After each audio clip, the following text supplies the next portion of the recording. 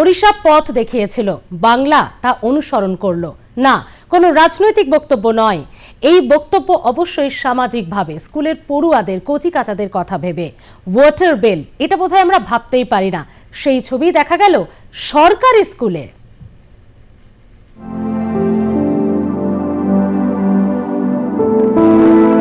স্কুলে সময় মতো ঢোকা বা ছুটির সময়ে ঘন্টা বা বেলের প্রচলন আমরা সবাই জানি, কিন্তু জল খাওয়ার ঘন্টা বা বেল কখনো শুনেছেন? ওয়াটার বেল, জল পানির ব্রেক। গরম থেকে বাঁচার অন্যতম উপায় হচ্ছে জলপান। ঘন্টায় ঘন্টায় প্রতি ক্লাসের শেষে বা মাঝে সময় বুঝেই ঢং ঢং করে ঘন্টা বাজছে, আর ছাত্রছাত্রীরা সঙ্গে সঙ্গে ব্যাগ থেকে বোতল বার করে ঢক ঢক করে জল খাচ্ছে। কিছুদিন আগে এমন ছবি দেখা গিয়েছিল কেরল, ওড়িশার বিভিন্ন স্কুলে। এবার একই ব্যবস্থা চালু হলো বাঁকুড়ার স্কুলেও। হাঁসফাঁস গরমে নাভিশ্বাস হচ্ছে বাংলায়। দরদর করে ঘাম বেরিয়ে শরীর যেন জল শূন্য হয়ে যাচ্ছে। ডিহাইড্রেশনে ভুগছে বাচ্চা থেকে বয়স্করা। বাচ্চারা ঠিক মতো জল খাচ্ছে কিনা তার তদারকি করতে এবার আসরে নেমেছে বাঁকুড়া গার্লস প্রাইমারি স্কুল। চালু হয়েছে ওয়াটার বেল। আজকে আমাদের স্কুলে জল খাওয়ার বেল বাজছিল, কারণ এই গরমে আমাদের খুব জল ডিস্টার্ব হয়। গরমে খুব ঘাম দিচ্ছে।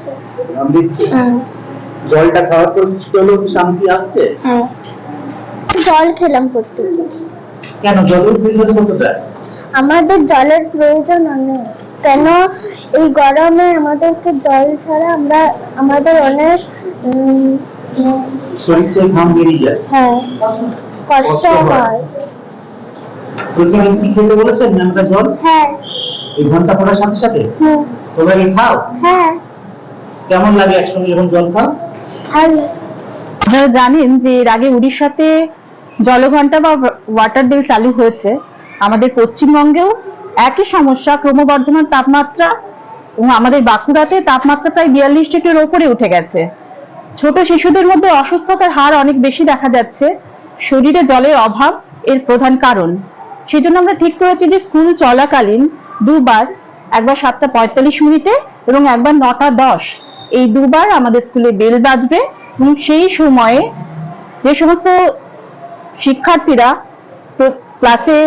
ক্লাস চলাকালীন সবাই আমাদের টিচারদের উপস্থিতিতে, তাদের তদারকিতে প্রত্যেকে জল পান করবে, যাতে তাদের শরীরে এই জলের অভাবটা মেটে। বাঁকুড়ায় তাপমাত্রা ছাড়িয়েছে 42 ডিগ্রিরও বেশি, বইছে লু। গরমে হিটস্ট্রোকের ঝুঁকি বাড়ছে। এখন দিনে 3 থেকে 4 লিটার জল খেতেই হবে। বাচ্চারা বাড়িতে থাকলে অভিভাবকদের নিয়ম করে জল খাওয়ানোর কথা বলছেন চিকিৎসকেরা। তাই এই সময়তে জল খাওয়ানোর দায়িত্বটা নিচ্ছে স্কুল। বাংলার স্কুলগুলিতেও ওয়াটার বেল একটা অভিনব উদ্যোগ। বাঁকুড়া থেকে মিলন কর্মকারের রিপোর্ট, আর+ নিউজ। আর প্রত্যেকবারের মতো এবারও গরম পড়তে না পড়তেই জলের চরম সংকট। গ্রাম জুড়ে জলের হাহাকার। কল থাকতেও জল নেই। প্রশাসনকে জানিয়েও না, কোনো সুরাহাই মেলেনি। ক্ষুব্ধ বাঁকুড়ার ছাতনা ব্লকের মানুষ।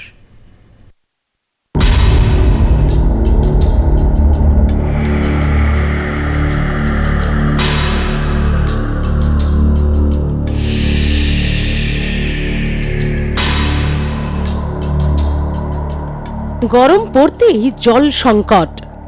এক ফোঁটা জলের জন্য গ্রাম জুড়ে হাহাকার। কল থাকলেও তাতে জল পড়ে না। একমাত্র ভরসা টিউবওয়েল। বারবার প্রশাসনকে জানিয়েও না, কোনো সুরাহা মেলেনি আজও। বাঁকুড়ার ছাতনা ব্লকের অন্তর্গত কেন্দুশয়র এলাকায় দীর্ঘদিন ধরে পানীয় জলের সমস্যা।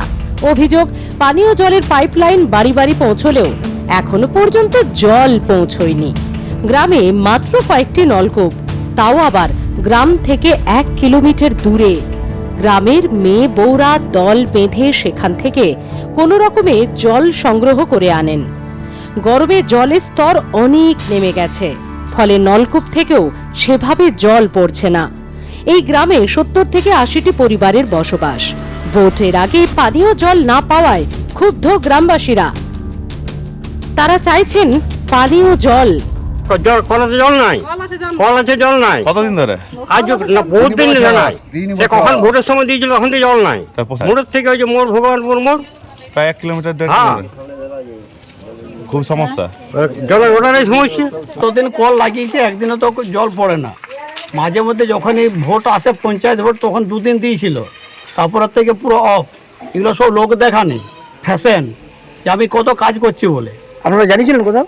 সব জায়গায় জানানো যে চাকরি করে নিল 3 জনের, টিএমসি 3 জনের চাকরি হয়ে গেল। ওই চাকরি করতে টাকা পাচ্ছি, আদার্স আর কিছু হয় না। এগুলো এরা হচ্ছে এরকম ধাপ্পাবাজ, চিটিংবাজ করে এরা চালাচ্ছে। কি চাইছেন তাহলে এখন আপনারা? কি চাইছে এখন? মানুষের পরিষেবা চাইছি। মানুষ যত পরিষেবা পাবে তত তো মানুষের সুরক্ষিত বাড়বে।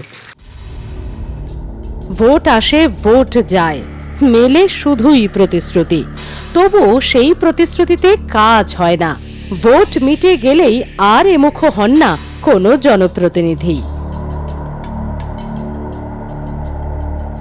বাঁকুড়া থেকে মিলন কর্মকারের রিপোর্ট, আর প্লাস নিউজ।